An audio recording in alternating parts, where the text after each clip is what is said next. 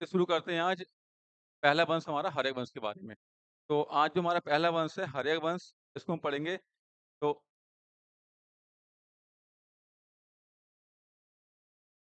हर्यक वंश का उदय बेटा हर्यक वंश का इतिहास के उदय के बारे में कई बात दे रखी है हमारे यहाँ। पहली चीज़ क्या है? हर्यक वंश का इतिहास इस वंश के उदय के साथ हुआ। इतिहास के पन्ने खोल के देखा जाए तो पता लगेगा कि मगध पर शासन करने वाला यह तीसरा वंश है। इससे पहले 2 वंश और आते हैं इतिहास में। जैसे आपका एक वंश आता है बृहदत्त वंश। बृहदत्त वंश आपका आता है, ठीक है? और फिर आपका एक वंश और आता है कौन-सा? दूसरा वंश इसमें आपका प्रघोत वंश भी आता है, ठीक है? तो ये 2 वंश आपके आते हैं, उसके बाद तीसरा वंश जो हमारा आता है, वो हमारा कौन-सा है? हर्यक वंश। और हर्यक वंश को हम लोग ऐतिहासिक वंश कह सकते हैं। हर्यक वंश के लिए हम लोग ऐतिहासिक वंश कह सकते हैं। ऐतिहासिक वंश हम इसलिए कहते हैं, क्योंकि यहाँ पर हमारे पास पूरे-पूरे साक्ष्य हैं। लिखित साक्ष्य भी है हमारे पास में और हमारे पास जो प्रमाण मिले हैं, वो साक्ष्य भी हैं। इसको हम ऐतिहासिक वंश भी कहते हैं। है। इसमें कुल 7 राजा थे। 7 राजा मतलब 7 राजा थे इसके अंदर, कहीं-कहीं इसको 6 बोलते हैं। 6 राजा इसलिए बोलते हैं क्योंकि एक इसमें दशक नाम का है, दशक उसको पुराणों में कहा गया है दशक और रियल नेम उसका क्या है? नागदशक नाम है उसका।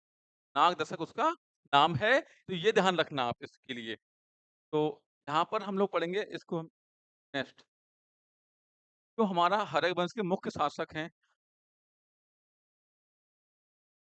हर्यक वंश के प्रमुख शासक। हर्यक वंश का इतिहास इस वंश के मुख्य शासकों पर आधारित है। इनकी संख्या 7 दे रखी है। तो इसमें पहला वंश कौन-सा है हमारा? इनकी संख्या 7 1, 2, 4, 5 बड़े 6 ये 6 हैं, ठीक है? वो 7 नहीं 6 ही हैं दोनों। इसको पढ़ लेते हैं। पहले हमारे राजा कौन थे? महाराजा बिंबिसार। बिंबिसार बहुत ही इम्पोर्टेंट कैरेक्टर है हर्यक वंश के अंदर, क्योंकि बिंबिसार ही ऐसा कैरेक्टर है जो संस्थापक है इसके। कौन है? ये इसके संस्थापक हैं, ध्यान रखना। ये इसके कौन है बेटा? संस्थापक हैं। पहले राजा कौन थे? बिंबिसार। दूसरे कौन? इनका टाइम पीरियड क्या है? 544 ईसा पूर्व से 492 ईसा पूर्व तक। दूसरा बेटा शासन वर्ष है इनका, 92 वर्षों तक इन्होंने शासन किया है। 92 वर्ष तक इन्होंने शासन किया है। सेकंड क्या है हमारा? महाराजा अजातशत्रु। बेटा इनका टाइम पीरियड है 492 ईसा पूर्व से 460 ईसा पूर्व तक। 32 साल तक इन्होंने शासन किया है। अगला बेटा क्या है? महाराजा उदयन। उदयन ने बेटा 460 ईसा पूर्व से 444 ईसा पूर्व तक शासन किया है। इनका टाइम पीरियड 16 साल तक काम करेंगे, राजा बनेंगे। नेक्स्ट कौन-सा है? राजा अनिरुद्ध। इनका टाइम पीरियड 444 ईसा पूर्व से 440 ईसा पूर्व तक टाइम किया इन्होंने और 4 साल तक रहे हैं। और बाकी बेटे तीनों उसके नाम हैं, उदयन के तीनों बच्चे ही हैं, तीनों पुत्र हैं उदयन के जे। तो इनका टाइम पीरियड क्या है? 440 से 437 3 वर्ष के लिए कहा है। इसका कुछ महीने तक काम करेगा ये। और जो अंतिम है हमारा महाराजा नागदशक, इसका टाइम पीरियड 437 से 400 लगभग 12 तक आता है, ठीक है? 412 तक आता है, 24 साल तक काम करेंगे। ये आप इसका ले लीजिए स्क्रीनशॉट, आपको याद हो जाएगा। अगला, इनके बारे में पढ़ेंगे। बिंबिसार का इतिहास और बिंबिसार की कहानी, ठीक है? पूरा नाम क्या है इनका? तो बेटा पूरा नाम इनका है राजा बिंबिसार, ठीक है? अन्य नाम क्या है इनका? अन्य नाम है बिंबिसार, श्रेणिक, खादिसार। श्रेणिक बेटा इनको जैन ग्रंथ में कहा गया है।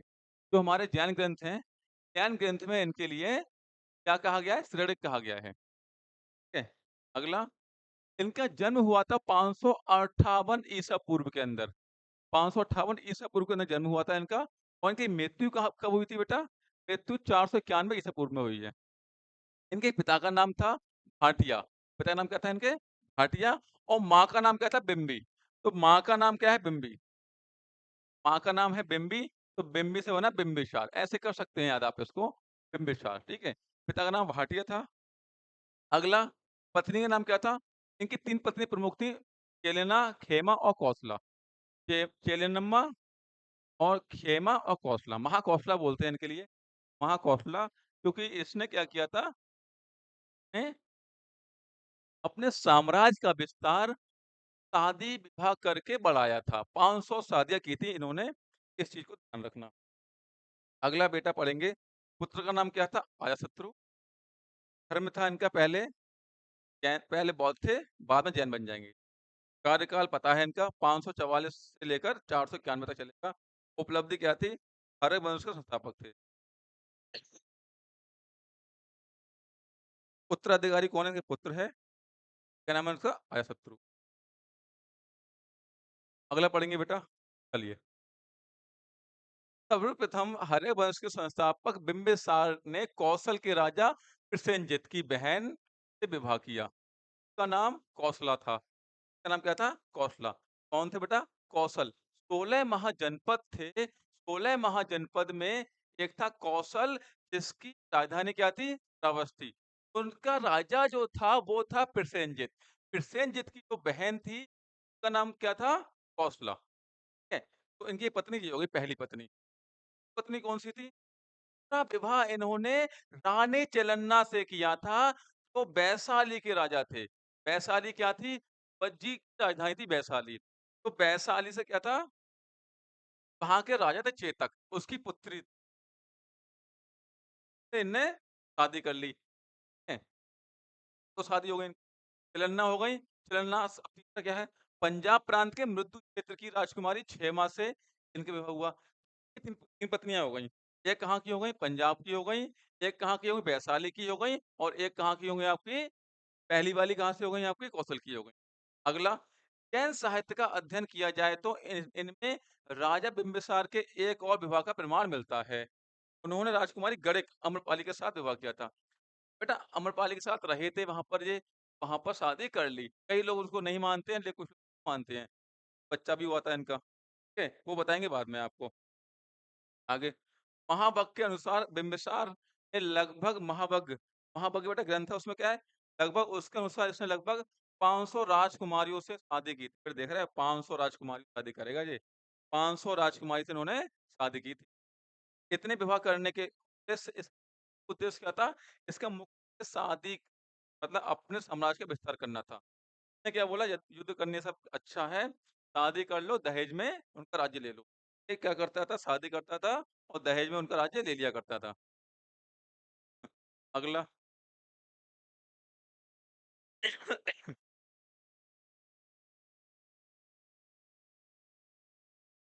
और इसने क्या किया? राजा अलग-अलग तरह की नीति अपनाता था। अगला पढ़ेंगे बच्चे।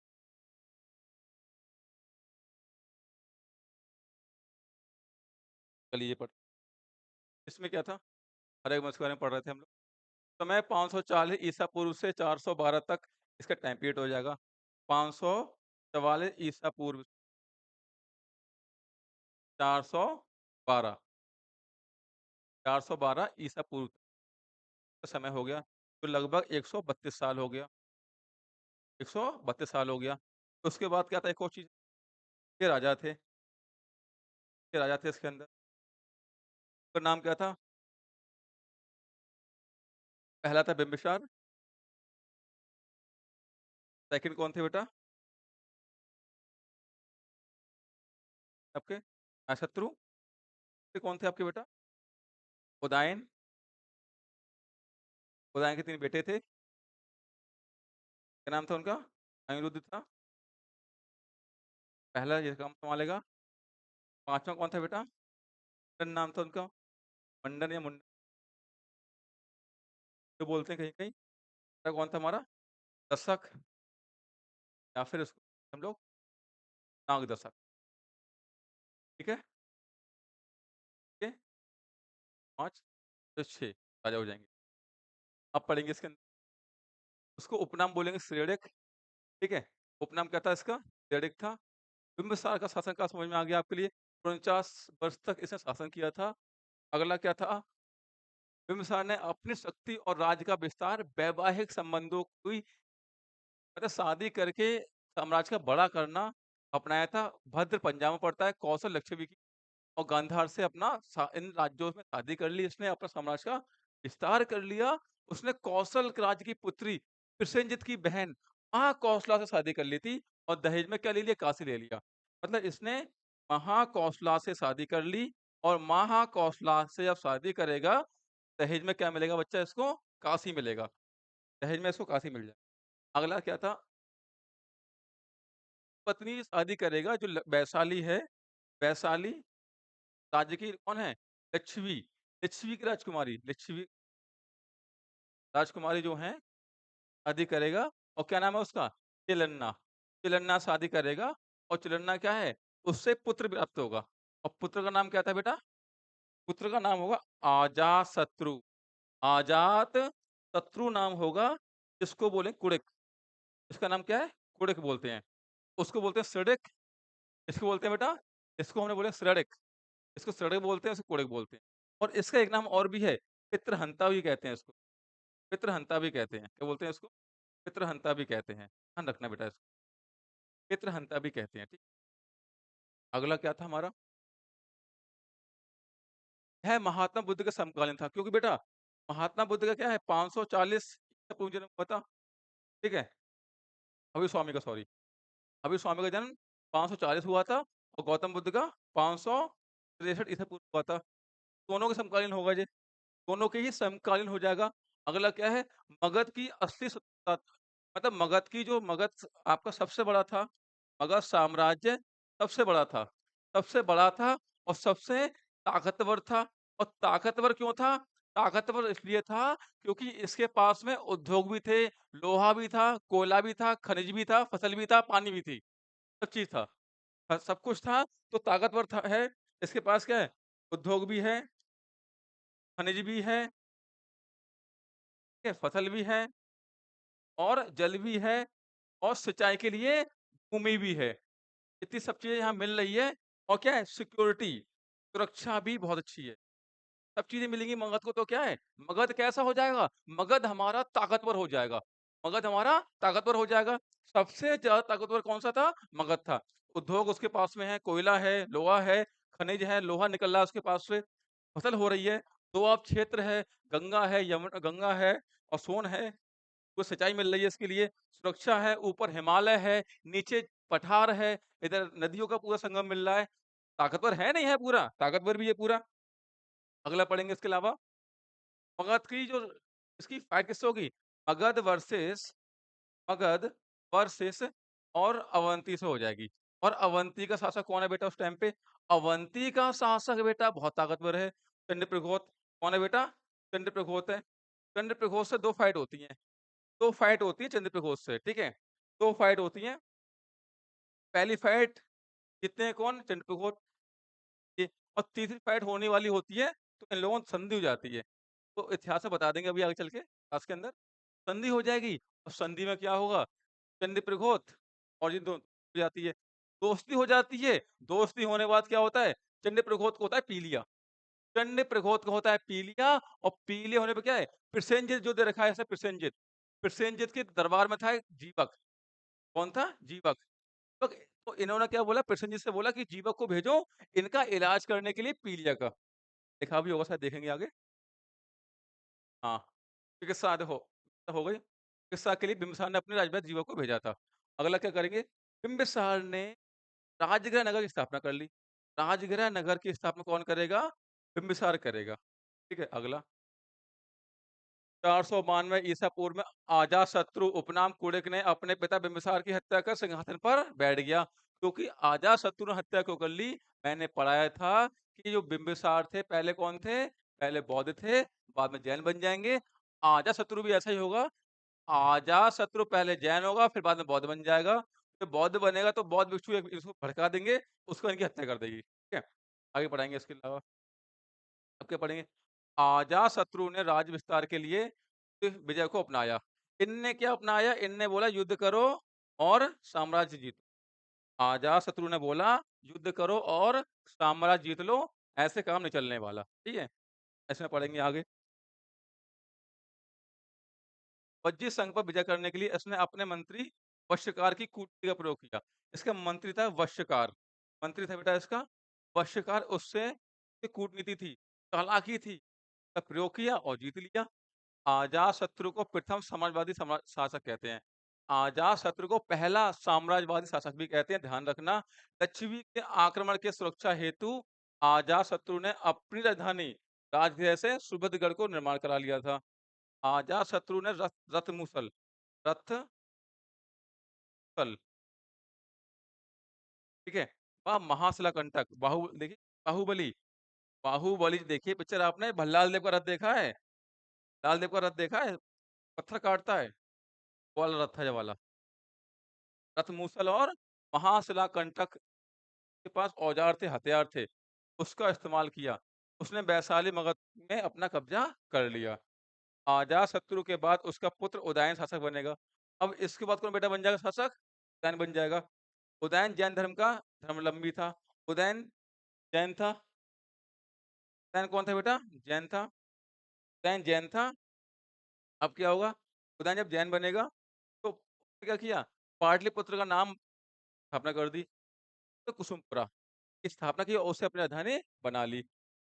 हर्यक वंश का अंतिम कौन था? नागदशक। हर्यक वंश का अंतिम कौन था बेटा? हर्यक वंश का अंतिम था नागदशक। नागदशक किसका बेटा था? उदयन का। नागदशक किसका बेटा था बेटा? उदयन का था, ठीक है? इसलिए कौन करेगा? इसका हत्या करेगा इसका मंत्री नाग। हत्या करेगा इसका मंत्री नाग और शिशुनाग इसकी हत्या कर देगा और फिर वो अपनी गद्दी सँभालेगा। शिशुनाग हत्या करके 412 में अपने ही नाम का वंश चलाएगा, जिसका नाम है शिशुनाग वंश। ये ट्रिक बताई थी ना मैंने, इसकी ट्रिक है हसीन मासू का। हसीन मासू का। हर्यक वंश और सी से शिशुनाग वंश। अपना हो जाएगी।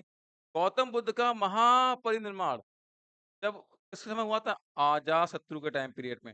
बेटा अजातशत्रु के टाइम पीरियड में दोनों का, चाहे वो हमारे महावीर स्वामी जी हों, चाहे वो हमारे महावीर स्वामी जी हों, चाहे हमारे गौतम बुद्ध जी, इन दोनों के ही को पार की प्राप्ति अजातशत्रु के टाइम पे हुई थी।